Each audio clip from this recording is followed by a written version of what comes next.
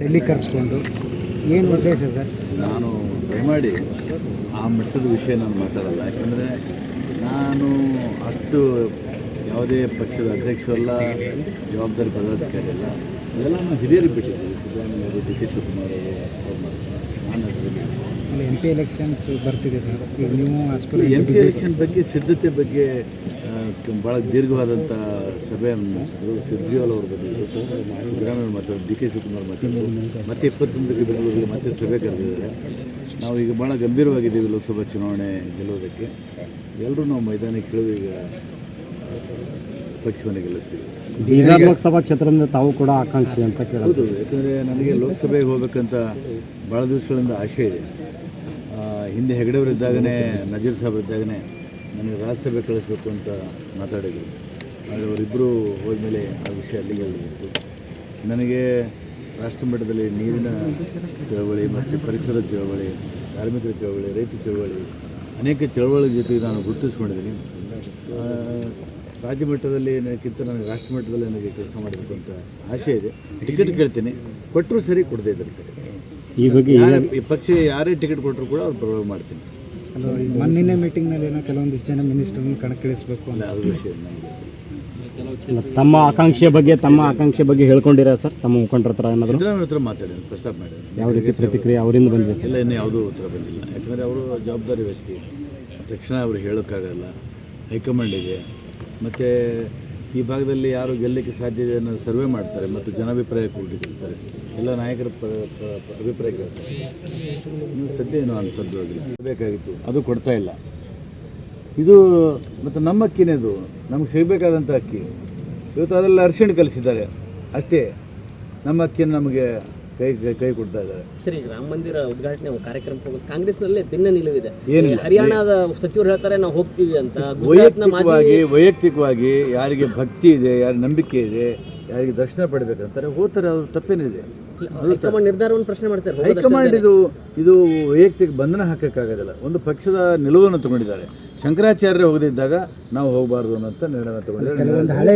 ಇದೆಲ್ಲ ತಮಗೆ ಹತ್ತಿರ ಇದ್ರೂ ತೀರಾ ಅಲ್ಲಿ ತಾವು ವರ್ಕ್ ಮಾಡೋದಂತಾರಲ್ಲ, ಯಾವ ರೀತಿ ಆಗ್ಬೋದು ಅಂತ ಅನ್ಕೊಂಡ್ರಿ ಸರ್ ತಾವು? ಈಗ ನಾನು ಬಸವಣ್ಣನ ಪರಮ ಭಕ್ತ. ಇಡೀ ಬೀದರ್ ಜಿಲ್ಲೆ ಬಸವಣ್ಣನ ಕರ್ಮಭೂಮಿ. ಹಾಗಾಗಿ ಬಸವಾದಿ ಶರಣರ ನಂಬಿಕೆಯಲ್ಲಿಟ್ಟಂಥ ಎಲ್ಲ ಪ್ರಗತಿಪರ ಸಂಘಟನೆಗಳು, ಎಲ್ಲ ಜಾತಿ, ಎಲ್ಲ ಧರ್ಮದವರು ನನಗೆ ಆಶೀರ್ವಾದ ಮಾಡ್ತಾರೆ ಅಂತ ನನಗೆ ಭರವಸೆ ಇದೆ. ಆ ಕಾರಣಕ್ಕಾಗಿ ನಾನು ಸ್ಪರ್ಧೆ ಮಾಡಬೇಕು ಅಂತ ಮಾಡಿದ್ದೀನಿ.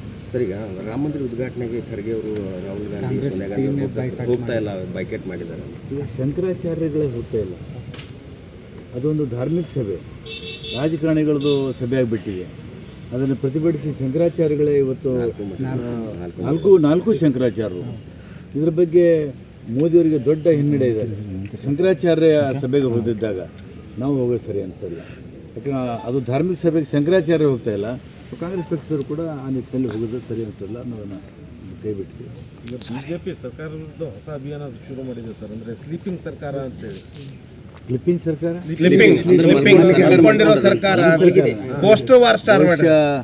ಅವರಿಗೆ ಯಾವುದೋ ಏನಂತೀರಿ, ಅವರಿಗೆ ನಶಾದಲ್ಲಿದ್ದಾರೆ. ಏನು ಸ್ಲೀಪಿಂಗ್ ಸರ್ಕಾರ? ಇವತ್ತು ಶಿವಮೊಗ್ಗದಲ್ಲಿ 1 ಲಕ್ಷ ಜನ ಸೇರಿಸಿ ಇವತ್ತು ಯುವನಿಧಿ ಚಾಲನೆ ಕೊಡ್ತಾ ಇದ್ದಾರೆ ಮುಖ್ಯಮಂತ್ರಿಗಳು. ಸ್ಲೀಪಿಂಗ್ ಸರ್ಕಾರನ? ಪ್ರತಿ ವರ್ಷ ತಿಂಗಳಿಗೆ ನಾವು ಮನೆಗೆ 2,000 ರೂಪಾಯಿ ಹಾಕ್ತಾಯಿದ್ದೀವಿ, ಅದು ಸ್ಲೀಪಿಂಗ್ ಸರ್ಕಾರ? ಅನ್ನಭಾಗ್ಯದಲ್ಲಿ ಅನ್ನ ಕೊಡ್ತಾಯಿದ್ದೀವಿ. ಶಕ್ತಿ ಯೋಜನೆಯಲ್ಲಿ ಎಲ್ಲ ಹೆಣ್ಮಕ್ಳಿಗೆ ಬಸ್ನಲ್ಲಿ ಓಡಾಡುವಂಥ ಅವಕಾಶ ಮಾಡಿಕೊಟ್ಟಿದ್ದೀವಿ. ಗೃಹ ಜ್ಯೋತಿ ನಾವು ಕೊಟ್ಟಿದ್ದೀವಿ. ಯಾವ ಸ್ಲೀಪಿಂಗ್ ಸರ್ಕಾರ ಇವರು? ಸುಮ್ಮನೆ ಏನೋ ಮಾತಾಡೋಕೆ ಬೇಕಂದು ಅವರಿಗೆ ಅಧಿಕಾರ ಕಳ್ಕೊಂಡು ಹತಾಶರಾಗಿದ್ದಾರೆ.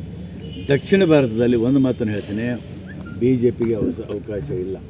ಅದನ್ನು 2 ಸಲ ಈ ಸರ್ಕಾರ ಕರ್ನಾಟಕದಲ್ಲಿ ಬಂದರೂ ಕೂಡ ಹಿಂಬಾಗಿಲಿಂದ ಬಂದಿದ್ದಾರೆ. ಜನಾದೇಶ ತೊಗೊಂಡು ಇವರು ಅಧಿಕಾರಕ್ಕೆ ಬಂದಿಲ್ಲ. ಇವತ್ತು ತೆಲಂಗಾಣದಲ್ಲಿ ಕೂಡ ಜನ ಪಾಠ ಕಲಿಸಿದ್ದಾರೆ. ಯಾಕಂದರೆ ದಕ್ಷಿಣ ಭಾರತದಲ್ಲಿ ಇವತ್ತು ಬಸವಣ್ಣ ಚಳವಳಿ ಮಾಡಿದ್ದಾರೆ, ಪೆರಿಯಾರ್ ಮಾಡಿದ್ದಾರೆ, ನಾರಾಯಣಗುರು ಮಾಡಿದ್ದಾರೆ. ಇಂಥ ಅನೇಕ ಪ್ರಗತಿಪರ ಹೋರಾಟಗಳು ಹಿಂದೆ ಆಗಿದೆ.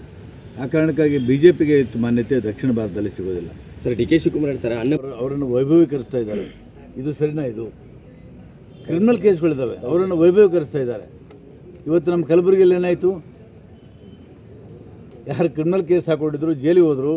ಇವತ್ತು ಅವರೆಲ್ಲ BJPಯಲ್ಲಿ ಮೆರೀಲಿಲ್ಲ. ಅವರು ಯಾರು ಹೆಸರೇನು? ಮಣಿಕಂಠ ರಾಠೋಡಲ್ಲ, ಏನೊಬ್ಬಕ್ಕೆ ಹೆಣ್ಮಕ್ಳಿಗೆ ದಿವ್ಯಾ ಆಗ್ರಿಗೆ ಎಲ್ಲಿದ್ದಾರೆ ಈಗ ಅವರು ಅವರೆಲ್ಲ ಬಿ ಜೆ ಪಿಲಿದ್ದಾರಲ್ಲ ಅವ್ರಿಗೆ ಕೇಳಂತ ಹೇಳ್ರಿ. Right sir. ನಿಮ್ಮ ಡೇಟಾ ಹಾಳಾಗಿ ಹೋಗಿದ್ರೆ ನೀವು ಚಿಂತಿಸಬೇಡಿ. ಬೇಗನೆ ಉಸ್ಮಾನ್ ಡಾಟಾ ಸರ್ವಿಸಿಂಗ್ ಸೆಂಟರ್ಗೆ ಭೇಟಿ ಕೊಡಿ. Hard disk, pen drive, memory card, DVD ಇನ್ನಿತರ ವಸ್ತುಗಳಲ್ಲಿ ಇರುವ ಎಲ್ಲ ಡೇಟಾ ರಿಕವರಿ ಮಾಡಿಕೊಡಲಾಗುವುದು.